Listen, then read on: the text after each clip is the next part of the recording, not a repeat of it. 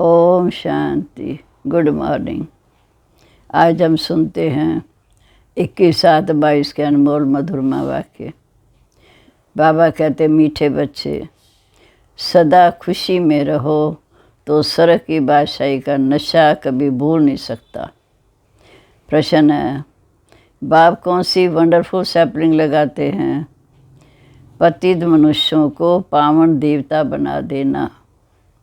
पतित मनुष्यों को पावन देवता बना देना, ये वंडरफुल सैपलिंग है। ये बाप ही लगाते हैं। जो धर्म प्राय लोप है उसकी स्थापना कर देना वंडर है ना। दूसरा प्रश्न है, बाप का चरित्र कौन सा है? उत्तर है, चतुराई से बच्चों को कौड़ी से हीरे जैसा बनाना, ये बाप का चरित्र है। चतुराई से बच्चों को कौड़ी से हीरे जैसा बना देना, ये बाप का चरित्र है। बाकी कृष्ण के तो कोई चरित्र नहीं, वह तो छोटा बच्चा है। गीत है, रात के राही थक मत जाना, सुबह की मंजिल दूर नहीं। ओम शांति।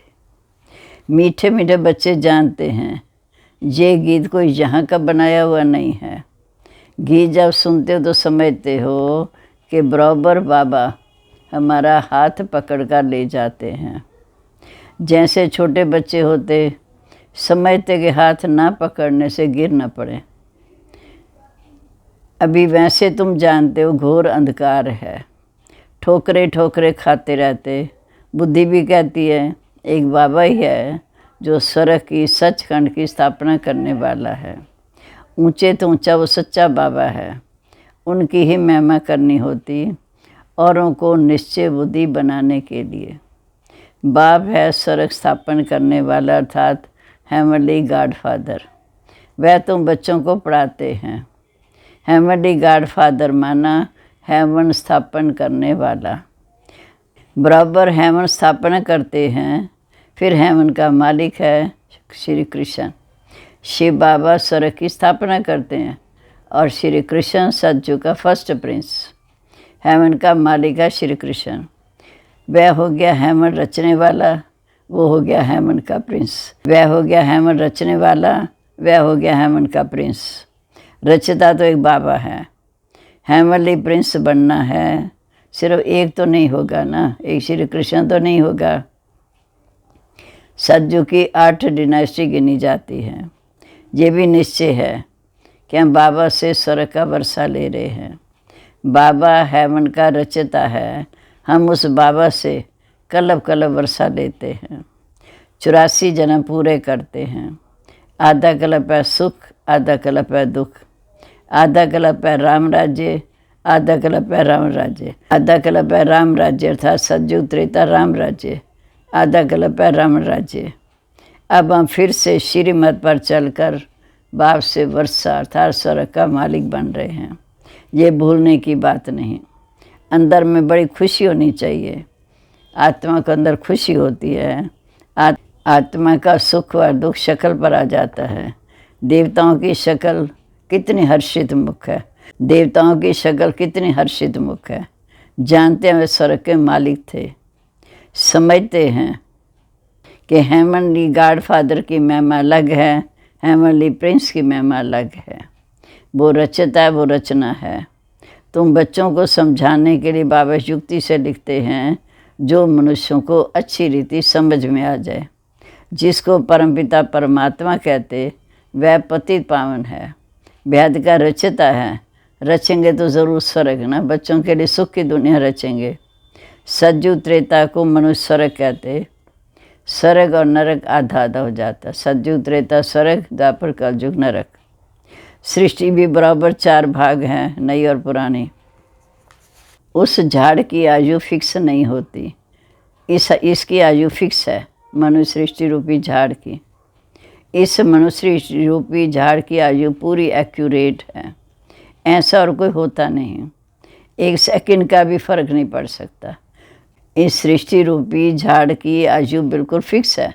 1 सेकंड का भी फर्क नहीं पड़ सकता। वैरायटी झाड़ है, एक्यूरेट बना बनाया ड्रामा है।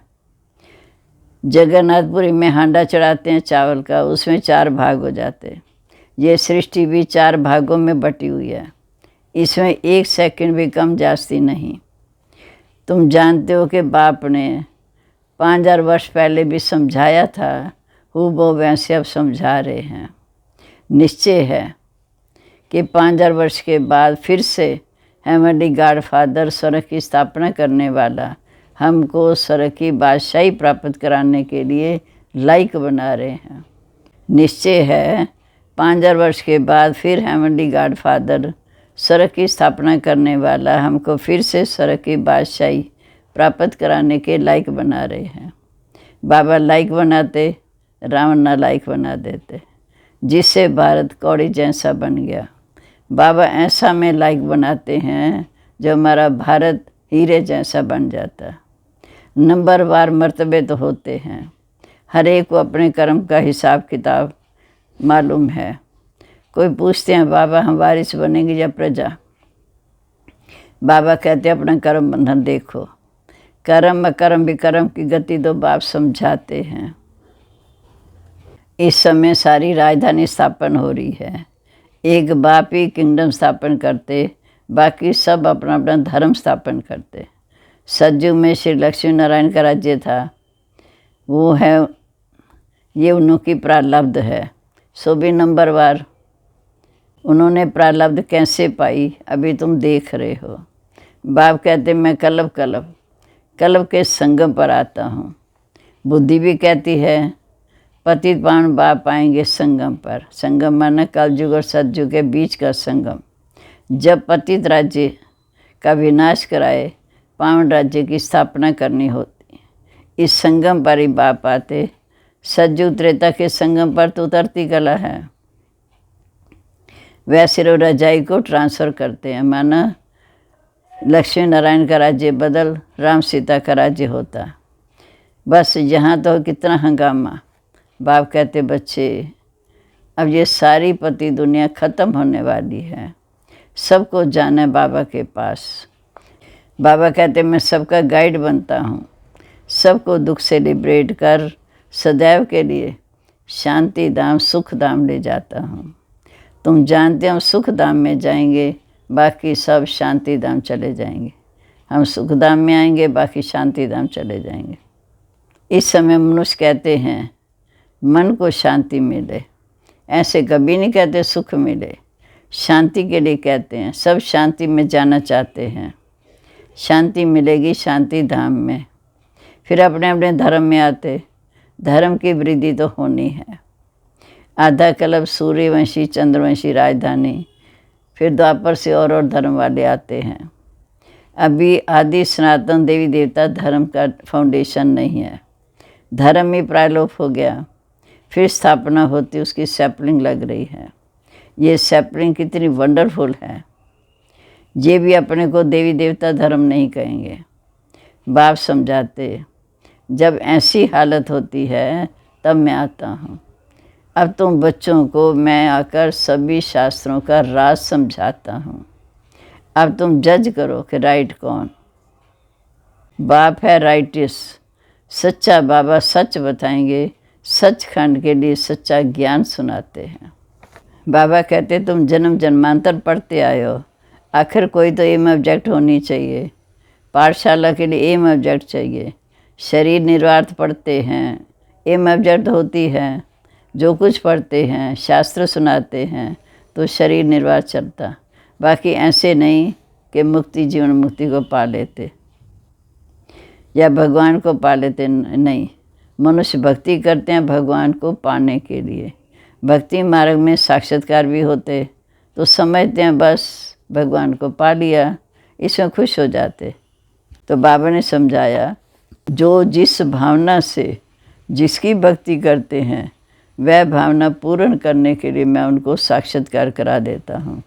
ये वह समझते बस हमें भगवान मिल गया, खुश हो जाते। भक्त माला अलग है, ज्ञान माला अलग है। इनको रुद्र माला कहा जाता और वो है भक्त माला, ये शिव बाबा की माला। जिन्होंने जास्ती ज्ञान पाया ये उनकी यादगार माला, वह जास्ती भक्ति करने वालों की माला है, क्योंकि भक्ति के संस्कार ले जाते फिर भक्ति में ही आते हैं। तुम्हारे तो ये संस्कार अविनाशी बन जाते।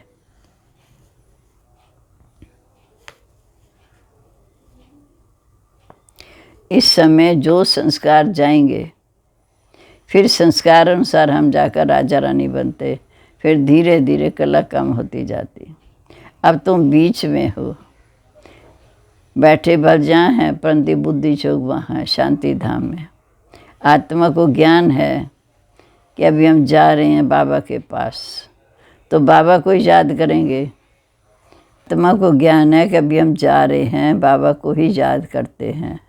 हम आत्माएं पार हो रही हैं, इस शरीर को इस किनारे छोड़ देंगे। इस किनारे पुराना शरीर, उस किनारे हसीन नया शरीर, सुंदर शरीर। ये हुसैन का रथ है।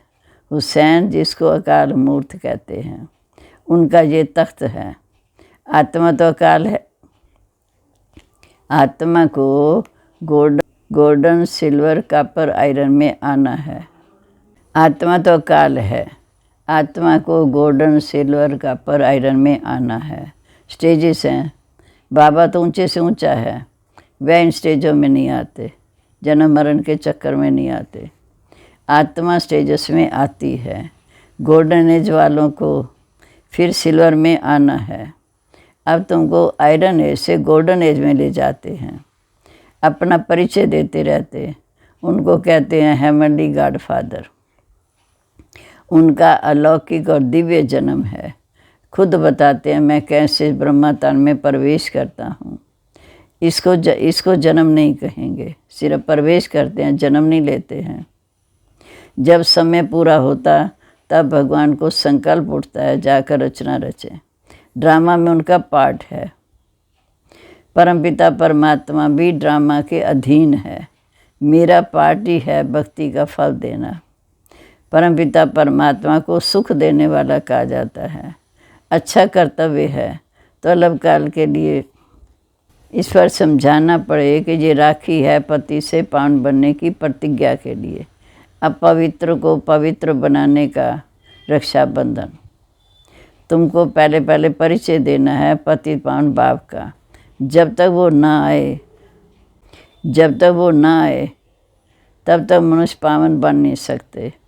बाप आकर पवित्र बनाने की प्रतिज्ञा कराते हैं। ज़रूर कब आया है तभी रस्म रिवाज चली आई है। ज़रूर कभी आया है तभी रस्म रिवाज चली आई। अब प्रैक्टिकल में देखो, ब्रह्मा कुमार कुमारियाँ पवित्रता की राखी बांध पवित्र रहने की प्रतिज्ञा कराते। अब तुम जानते हो ब्रह्मा कुमार कुमारियाँ पवित्र बनने के लिए पवित्रता की राखी बांधते हैं। कई जनेऊ कंगन आदि भी सब पवित्रता की निशानी है। पति पावन बाप कहते मीठे बच्चे, काम माँ शत्रु है, अब मेरे साथ प्रतिज्ञा करो कि हम पवित्र रहेंगे। बाप कहते प्रतिज्ञा करो और मुझे 5 विकार दान में दे दो। ये राखी बंधन 5000 वर्ष पहले भी हुआ था। पति पावन बाप आया था, आकर राखी बांधी थी कि पवित्र बनो, क्योंकि पवित्र दुनिया की स्थापना हुई थी। अब तो नरक है। हम फिर से आए हैं। अब श्रीमत पर प्रतिज्ञा करो, बाप को याद करो तो तुम पावन बन जाएंगे। अब श्रीमत पर प्रतिज्ञा करो, बाप को याद करो तो तुम पावन बन जाएंगे। अभी पतित मत बनो। तुम भी कहो कि हम ब्राह्मण आए हैं प्रतिज्ञा कराने। हम प्रतिज्ञा करते हैं कि हम कभी पतित नहीं बनेंगे, परंतु ऐसे बहुत हैं जो लिख कर भी देते हैं, फिर चले जाते हैं पति दुनिया में। पतित पावन बाप आते हैं सिर्फ संगम पर। ब्रह्मा द्वारा आकर हमें डायरेक्शन देते हैं कि बच्चों को ये पवित्र बनो। यहाँ सब ने प्रतिज्ञा की है। अब तुम जज करो कि बाप से जज करेंगे तभी बाप से वर्षा मिलना है। तुम पवित्र ब्राह्मण बनो, फिर देवता बन जाएंगे। बाप ब्रह्मा द्वारा आकर डायरेक्शन देते बच्चों को कि पवित्र बनो। यहाँ सब ने प्रतिज्ञा की है। तुम पवित्र ब्राह्मण बनो तो पवित्र देवता बन जाएंगे। हम ब्राह्मणों की प्रतिज्ञा की हुई है। एल्बम भी दिखानी चाहिए। ये राखी बंधन की रस्म कब शुरू हुई थी। अभी संगम पर ये पवित्रता की प्रतिज्ञा है। जो फिर 21 जन्म के लिए पवित्र रहते हैं। अब आप कहते मीठे बच्चे माँ में कम याद करो। ये तो छोटा बच्चा है, श्री कृष्ण तो छोटा बच्चा है।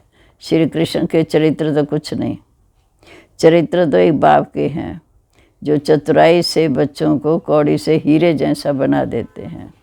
बलिहारी उस एक की है और किसका बर्थडे मनाना कोई काम का नहीं। बर्थडे मनाना चाहिए परमपिता परमात्मा का, बस। मनुष्य तो कुछ भी नहीं जानते। अच्छा, मीठे मीठे सिक्के लदे बच्चों प्रति माता पिता बाप दादा का याद प्यार और गुड मॉर्निंग। रूहानी बाप की रूहानी बच्चों को नमस्ते। हम रूहानी बच्चों की रूहानी बाप दादा को नमस्ते। नमस्ते बाबा, गुड मॉर्निंग। शुक्रिया बाबा, शुक्रिया। अब धारणा के लिए मुख्य सार। पहली पॉइंट, वारिस बनने के लिए अपने सब हिसाब किताब कर्म बंधन चुकतू करने हैं। बाप की जो राय मिलती है उस पर चलना है। दूसरा, सबको बाप का सत्य परिचय दे पति से पान बनाने का श्रेष्ठ कर्तव्य करना है। पवित्रता की राखी बांध पवित्र दुनिया के मालिक पने का वर्षा लेना है। अभय वरदान, एक पास शब्द की स्मृति द्वारा किसी भी पेपर में फुल पास होने वाले पास विधानर भव। एक पास शब्द की स्मृति द्वारा किसी भी पेपर में फुल पास होने वाले पास विधानर भव। किसी भी पेपर में फुल पास होने के लिए उस पेपर के क्वेश्चन के विस्तार में नहीं जाओ। ऐसा नहीं सोचो कि ये क्यों आया, कैसे आया, किसने किया। इसके बजाय पास होने का सोचकर पेपर को पेपर समझकर पास कर लो। सिर्फ एक पास शब्द स्मृति में रखो कि हमें पास होना है, पास करना है, बाप के पास रहना है तो पास सितानर बन जाएंगे। स्लोगन है, स्वयं को परमात्म प्यार के पीछे कुर्बान करने वाले ही सफलता मूर्त बनते हैं। स्वयं को परमात्म प्यार के पीछे कुर्बान करने वाले ही सफलता मूर्त बनते हैं। ओम शांति। अब हम प्यारे बाबा को भोग लगाएंगे, हम बाबा की याद में बैठेंगे।